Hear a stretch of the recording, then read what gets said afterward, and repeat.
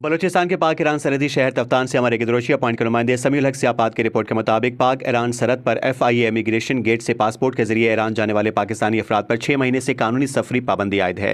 ये पाबंदी वफाकी हुकूमत की तरफ से लागू किया गया है, जिससे जिला चागी समेत तफ्तान के ताजिर पासपोर्ट के जरिए ईरान जाने से मुतासिर हो रहे हैं। याद रहे कि ईरान इसराइल जंग के दौरान पाक ईरान पासपोर्ट के जरिए गेट से तमाम मुसाफरों का आना जाना बंद कर दिया था, जिससे यहाँ रहने वाले सरहदी आबादी और ताजरों को शदीद मुश्किलात दरपेश हैं। इसराइली जंग के असरात पाक ईरान हमसाया ममालिक के शहरियों पर सफरी सहूलतों की बंदिश की सूरत में हाल मौजूद है, जिससे सरहद पर मकामी आबादी अपने प्यारों से मिलने खुशी गमी के मौके पर जाने से महरूम कर दिए गए हैं, जिससे अवाम में ज़हनी खौफ पाया जाता है।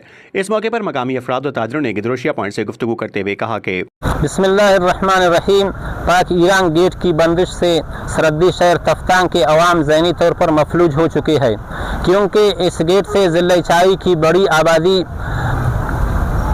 रिश्तेदारों से मुलाकात से महरूम है, जिससे अवाम ज़हनी तौर पर बहुत परेशान है। हम वफाकी वज़ीर दाखिला से पुरज़ोर अपील करते हैं कि खुदारा इस गेट को मकामी आबादी के लिए खोला जाए ताकि लोग अपने प्यारों से मुलाकात कर सके। बहुत शुक्रिया।